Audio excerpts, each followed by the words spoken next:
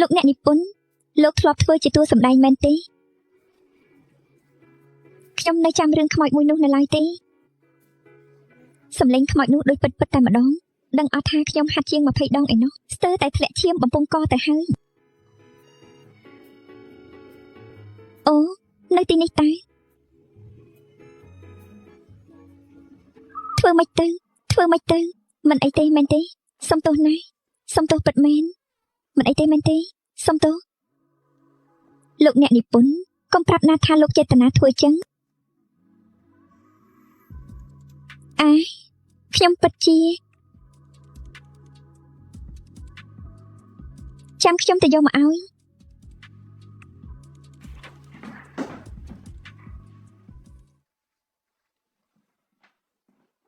នេះជាអាវដែលខ្ញុំពាក់ពេលថតរៀងធំបន្តិចប៉ុន្តែពាក់បានសាកពាក់មើលទៅពាក់អាវនឹងទៅមើលទៅដូចតារាម៉ូដែលអត់លើពីនឹងទៀត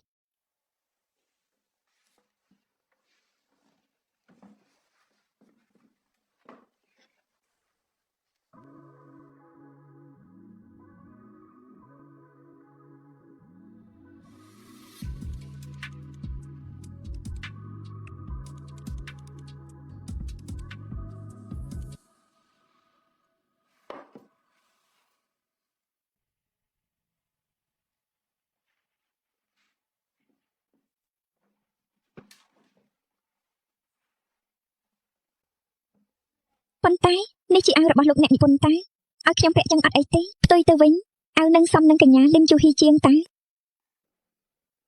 អាវនេះមានក្លិនក្រអូបរបស់លោកអ្នកនិពន្ធខ្ញុំកាន់តែចូលចិត្តទៀតអញ្ចឹងពួកយើងដូចជាតែមួយហើយមែនទេព្រោះក្លិនរបស់កញ្ញាមីនជីនិងក្លិនខ្ញុំបានលោកឡំគ្នាហើយ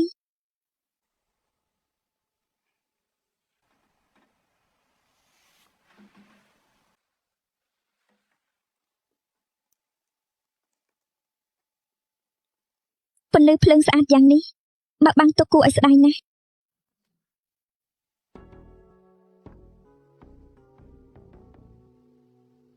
លោកអ្នកនិពន្ធនេះខូចមែនទែនណានិយាយពាក្យបែបហ្នឹងតិចកាន់តែគ្រោះថ្នាក់ហើយថ្ងៃនេះអាវមួយនេះមើលទៅស្អាតជាងរត់ដងទៀតមិនមែនដោយសារអាវទេគឺមកពីខ្ញុំអ្នកពាក់ទើបសមមែនទេត្រូវហើយស្អាតខ្លាំងពេករហូតដល់កាមេរ៉ាថតយកមិនអស់ផងអញ្ចឹងថតតាមភ្នែកទៅដើម្បីឲ្យចាំថាខ្ញុំមើលទៅម៉េច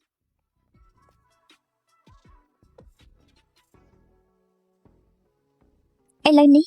ទាំងពន្លឺទាំងមុំថតគឺល្អឥតខ្ចោះទាំងអស់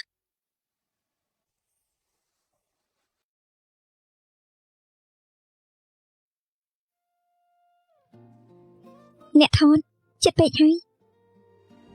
ចិត្តជាងនឹងទៀតក៏បានតែ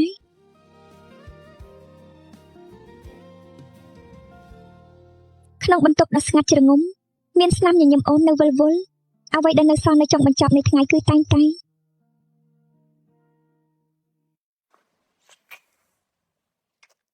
អូមិនអីទេតាណែ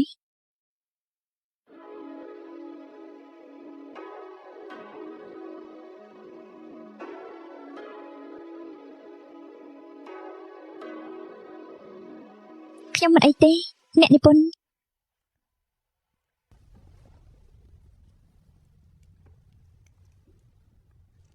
បងនឹងធ្វើឲ្យអូនភ្លេចបងមិនបានទេខ្ញុំនឹងរងចាំ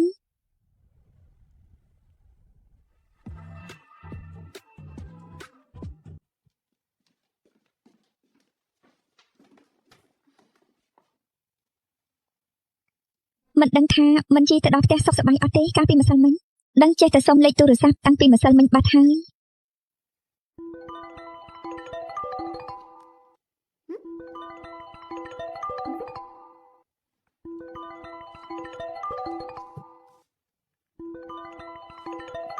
អេនរណាគេហ្នឹងអាឡូអត់ខ្ញុំជាម្ចាស់ទូរស័ព្ទហ្នឹងក្រែងលោជាកញ្ញាមិនជីមែនទេអេអ្នកនិពន្ធអូសំណាងហើយ ខ្ញុំភ្លេចទុកនៅស្ទូឌីយោសោះម្សិលមិញច្បាស់ជាវង្វេងស្មារតីហើយមកយកទៅណាអូឬក៏ឲ្យខ្ញុំយកទៅឲ្យអូមិនអីទេខ្ញុំទៅយកភ្លាមឥឡូវនេះ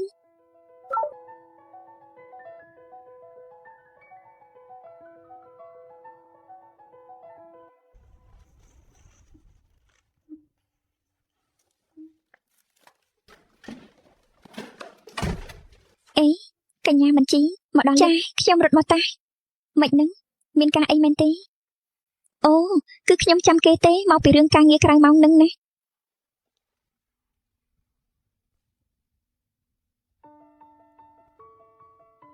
គេមិនទាន់ទេមកទេអីចាអត់មានការហៅចូលមួយខ្សែសោះប្រហែលជាអត់បានការទេមើលទៅក្រែងលោចង់ធ្វើការនៅទីនេះនៅទីនេះហេមើលទៅធ្វើការបានល្អហើយម្សិលមិញថតប៉ុស្តិ៍ក៏ស្អាតធ្វើការនៅទីនេះបានលុយចាយខ្លះមិនល្អទេ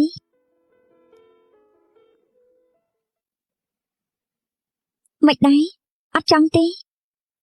អត់ទេមិនមែនចឹងទេគ្រាន់តែក្រែងចិត្តលោកពេកអញ្ចឹងខំធ្វើការទៅបានហើយប៉ុន្តែអញ្ចឹងប៉ាបាយខ្ញុំមកពេលទៅចាយល់ព្រមអញ្ចឹងអបអររកទូរស័ព្ទឃើញនឹងបានការងារធ្វើខ្ញុំប៉ាបាយមកពេលថ្ងៃនេះតែម្ដងចាថ្ងៃនេះហេខ្ញុំចង់ញ៉ាំថ្ងៃនឹងតែអូចឹងចាំខ្ញុំរកហាងល្បីៗឲ្យហាងឆ្ងាញ់ក៏ល្អតែថ្ងៃនេះចង់ញ៉ាំបាយផ្ទះជាង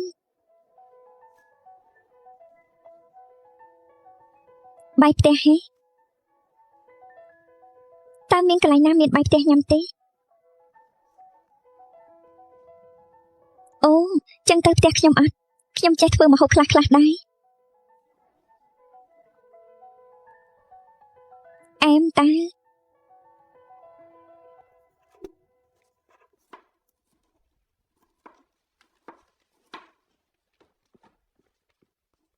ក្លិនឈ្ងុយណាស់ធ្វើម្ហូបពូកែតែនតែ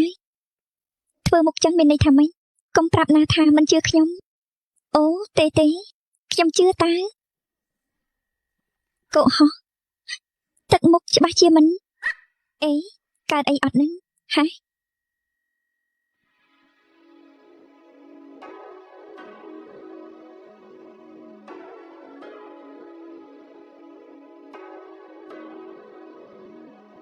ខ្ញុំមិនអីទេអ្នកនិពន្ធអូសុំទោសមកពីខ្ញុំគិតតែបញ្ញាប់ខាត់ឈាមពេកនេះចុះអ្នកនិពន្ធមានអារម្មណ៍បែបនឹងដែរអត់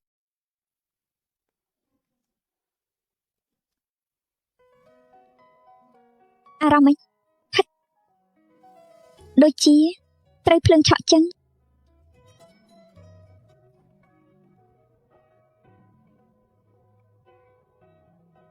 ជាអារម្មណ៍រំភើបប្រញាប់ប្រញាល់មិនដឹង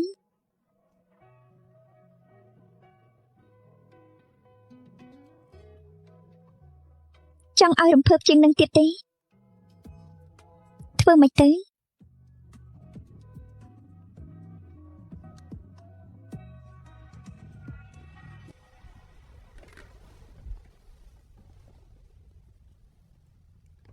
ខ្ញុំនឹងធ្វើឲ្យចាំមិនភ្លេច